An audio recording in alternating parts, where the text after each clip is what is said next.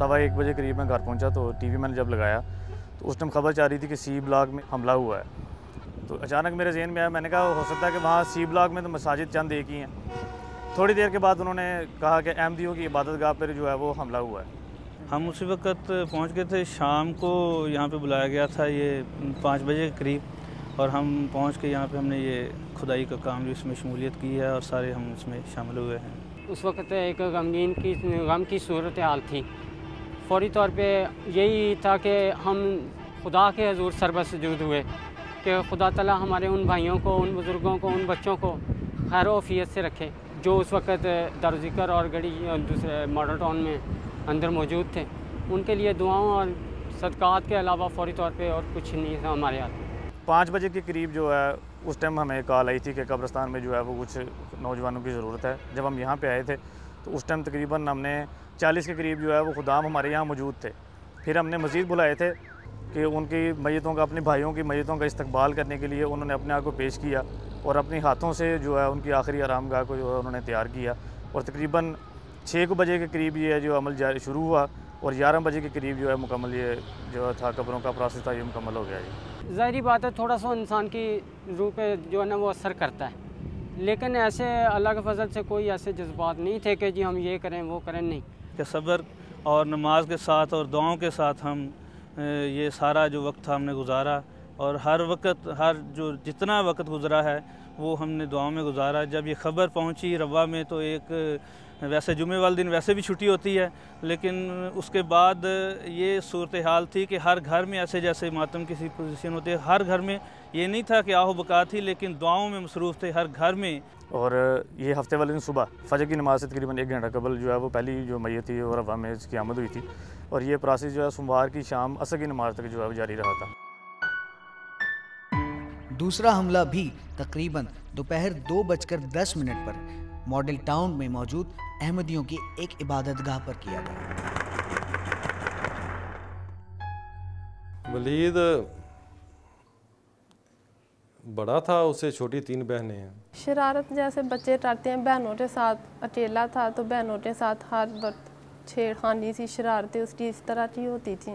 वलीद ने FSC यहाँ से रवा से की थी मेडिकल में, उसके बाद वहाँ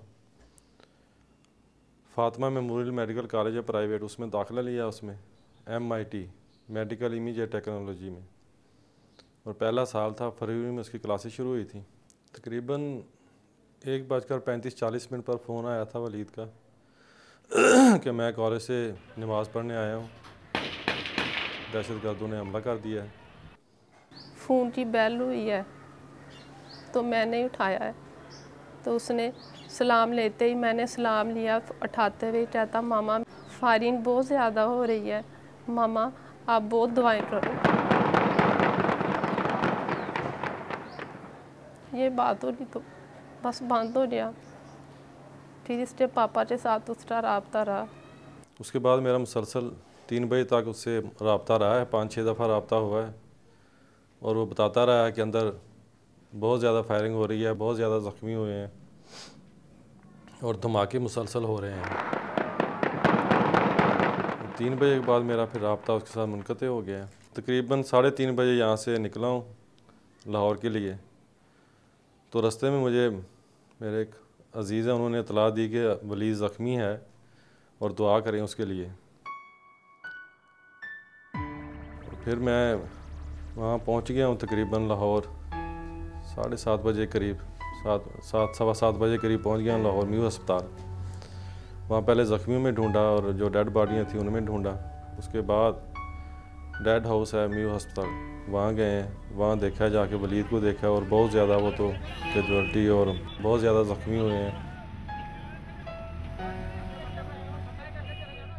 उसकी फुफो अपने भाई से बात कर रही थी तो मैं पास बैठी उसका चेहरा देख रही थी।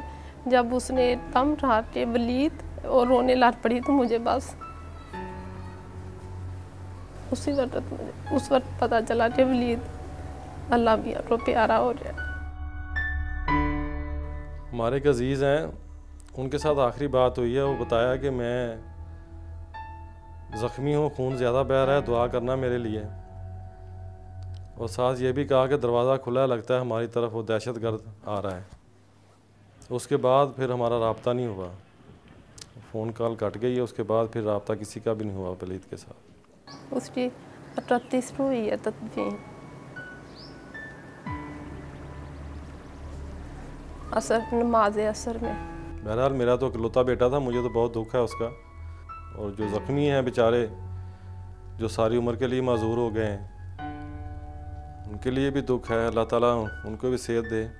वो मेरा बहुत ताबियादार था, कोई बात मैं उसे चाहती तो उसने कभी मुझे इनकार नहीं किया था। कहता मामा हाँ मैं करूँगा, ज़रूर करूँगा।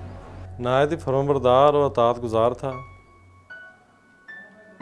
दोस्तों के साथ भी उसके बहुत अच्छे और प्यार के तल्लुक़ थे। कम गो था, नेक था और 5 वक्त का नमाजी था। बहनों के साथ भी उसका बड़ा प्यार का रिश्ता था, मोहब्बत करने वाला वो लड़का था। वो जब भी घर में होता था बस उसके हर वक्त तो यही होता था मामा ये दे दो, मामा ये दे दो। तो अब वही उसकी आवाज़ें मेरी कानों में गूंजती हैं कि कोई काम किसी ने ट्रक भी देना और कहना नहीं मुझे मामा अपने हाथ से दें।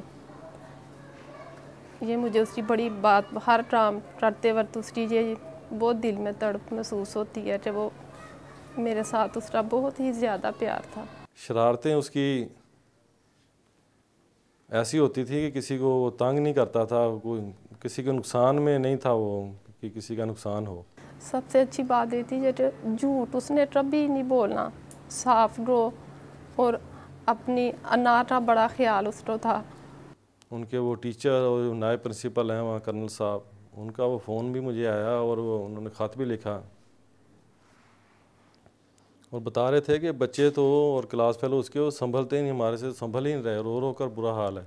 मैं उन्हें यही समझाती हूँ कि वो खुदा ताला का था, खुदा ताला ने उसे ले लिया। एक बेटा था, अल्लाह ताला ने ले लिया। 3 बेटियां माशाल्लाह हैं मेरे पास, अल्लाह ताला की रहमतें हैं वो भी।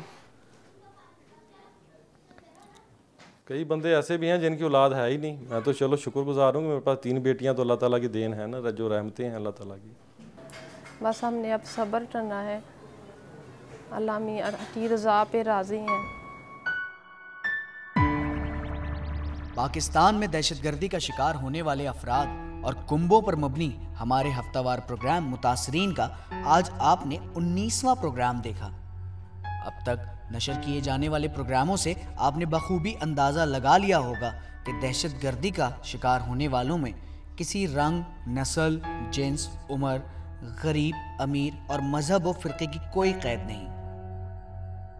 आपने ये भी अंदाज़ा लगाया होगा कि हमारा अंदाज़ फ़िक्र, सोच और अक़ीदा तो शायद एक दूसरे से मुख्तलिफ हो सकते हैं, लेकिन हमारे खून का रंग और प्यारों से हमेशा के लिए बिछड़ जाने का दर्द एक जैसा है। याद रखिए, दहशतगर्दी के इन मुतासरीन की जगह आप भी हो सकते हैं।